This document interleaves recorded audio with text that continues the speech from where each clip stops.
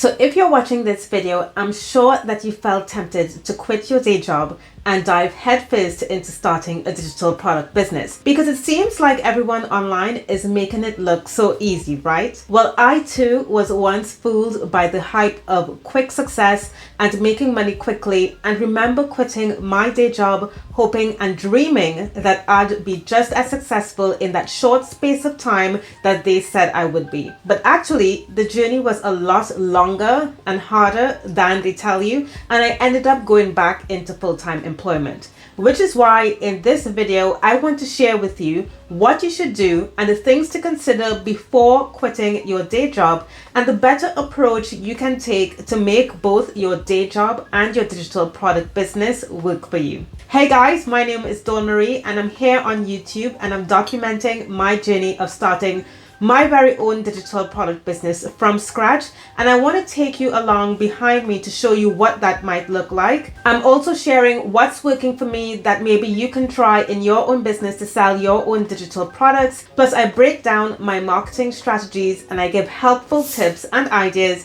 So if you'd like to join me, then I really hope you'll stick around and consider subscribing to the channel. So the number one advice that I want to give you, so when I first got started online, I made the mistake of believing that I could quit my day job and quickly replace my income with my new online business. I mean, people online just made it seem so easy to do, and I was pretty much just so overworked that I really wanted that freedom of time and location to do what I wanted and not be trapped in working for someone else. Those were the messages that I was constantly bombarded with back then. But the reality was, and I soon realized, that this journey would actually take much longer than I expected. And looking back, I wished someone had told me what I'm about to share with you today. And that is, before you make the leap and quit your day job to pursue your business full-time, you should keep your day job, but consider working on your business part-time. I mean, when you keep your day job, you give yourself the freedom to experiment, to learn and make mistakes in your business without the financial pressure of having to replace your income immediately. I mean, this takes a lot of the stress off of your shoulders and allows you to actually enjoy the journey of building your business part-time. Because I remember those times when I was on just a constant grind trying to make this online business work, and also becoming stressed, wondering if I would be able to afford my rent and my bills. So I don't want that for you as well. But if you've decided to do both the full-time employment and the part-time business, how exactly should you manage both at the same time? So here's what I would do, and what has worked for me as well. Block out specific times in your calendar that are dedicated solely to working on your business. So for me, that was early mornings, it was evenings and weekends. But of course, you could arrange a time schedule that's going to fit best with your lifestyle. I think doing it in this way helps to make sure that you're consistently moving your business forward without really interfering too much with your job responsibilities. And then the next piece of advice is, when you're actually working on your business during those part-time hours, you really want to focus on income generating tasks that will directly contribute to the growth of your business. So that means prioritizing activities like creating your digital products to sell, like marketing those products or generating sales.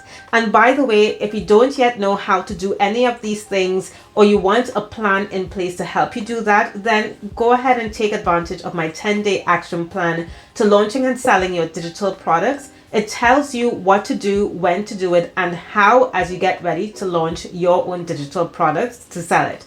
The link is in the description box below. And if these tasks like creating the digital products, marketing them, or selling them are not any of the main tasks that you're working on, then any other tasks outside of that really should not consume too much of your time. So for example, I see so many people spending so much time focusing on building a website when actually it's not really needed to make your first few sales. But if you really want to build a website, then consider outsourcing it to a freelancer to free up more of your time for what really matters. And the fact that you're still working a full-time job means that these little investments in your business is still possible. Now, even though you might decide to do both the full-time job and a part-time business, I know that that really requires a lot of discipline, because some people might get too comfortable with the fact that they have a consistent income coming through from their full-time job and not give the effort that their part-time business needs. So for example, you might be tempted to choose leisure activities and social activities over working on your business. And sometimes these are decisions that you really do need to make. I know that when I got started, I had to make tough decisions to prioritize my business over social events that weren't absolutely necessary. But of course, I think balance is needed, and I am a huge advocate for self-care. So you should know when you should take a break. But keep in mind that if you are serious about growing your business and one day leaving your full-time employment behind, then some sacrifices will need to be made. Okay, the next piece of advice that I want to give you is, as you start a digital product business while working in full-time employment, is really to set realistic income goals for yourself, so that as you work towards those goals and you get closer to them, you're also getting closer to leaving your full-time job behind. Now, when I say realistic goals, I don't mean hitting $10,000 in 3 months. I mean, for a beginner, these types of goals are very ambitious, and whilst there are people out there who are able to hit these types of goals, the majority of us probably wouldn't. So I would encourage you to set incremental goals that you can actually achieve. So for example, start by aiming to make your first $500 a month from your business consistently. Then once you're consistently hitting that type of income, increase it to $1,000 a month. And what this does is it will keep you motivated to keep doing the things that you need to do in your business to help you grow. And because you're in a full-time job, you won't really feel that unnecessary stress and frustration when you don't hit the bigger goals. I mean, I am really talking from experience about these things, because these are things that I felt when I was going after unrealistic goals. Another thing is, once you hit your goals, you want to be able to look back at what you did and how long it took you to reach a specific goal, and create a timeline of when you might be able to hit or to quit your full-time job. Because when you're consistently making an income per month, and then you realize that you have a system that's working, all you really need to do is scale that system so you can earn at least your current salary from your full-time job. Which brings me to my next point. Before you even think about quitting your full-time job to work in your business full-time, you really shouldn't consider making that leap until you're consistently earning at least 75 to 100% of your current salary from your business over several months. So I would say maybe like 6 months. And the key word here is doing it consistently. So this is really how you are preparing yourself to make sure that you can sustain yourself and your business without a full-time job. Now, here's some additional things that you might want to consider.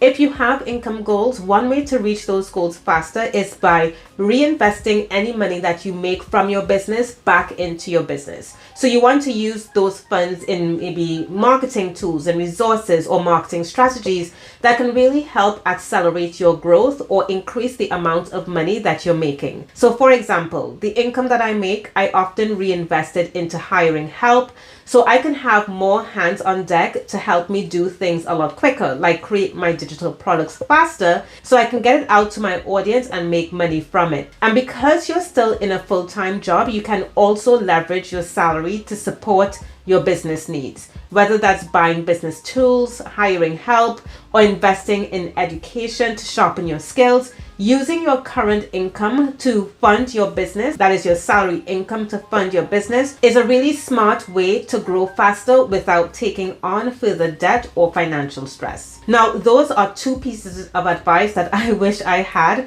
and they pretty much relate to the practical steps that you can take when you're balancing running a part-time business and a full-time day job. But your mental and physical well-being are also very important. And this is one of the things that I neglected when I got started. When you're juggling a full-time job and building a business on the side, it's really easy to get caught up in the hustle and forget about taking care of yourself. But here's what could happen. If you don't prioritize self-care, you'll eventually burn out. And when you're burnt out, neither your job or your business will get your best effort. So make sure you're getting regular exercises, you're eating healthy, and you're getting enough sleep. I mean, these aren't just nice to have, they are essential for maintaining the energy and the focus that you need to both manage your business responsibilities and day job responsibilities. Taking care of your physical and mental health should really be a non-negotiable. I think it's also important to stay connected to your friends and your hobbies outside of work and business. I mean, trust me, I remember when I first got started, I was so focused on hitting unrealistic goals that I pretty much withdrew from all social activities. And that really led to some unhealthy habits that just weren't good for me at all. This is why I think continuing to work at a day job whilst building your business part-time can actually help you maintain balance in your life. It forces you to structure your time in a way that allows for work, business, and personal life. But also remember that balance doesn't mean slacking off. So you still need to be disciplined and focus on why you are wanting to be successful in your business and keep that motivation at the forefront of your mind. Yes, take care of yourself and maintain social life, but stay committed to your goals. The journey is very long and it requires both hard work and smart self-care as well. So there you have it. I've been through each of these dilemmas when I got started building my own online business, and it's advice that I wish I had, and by delivering it to you, I hope it helps. Thank you so much for watching my video, and I'll see you in the next one.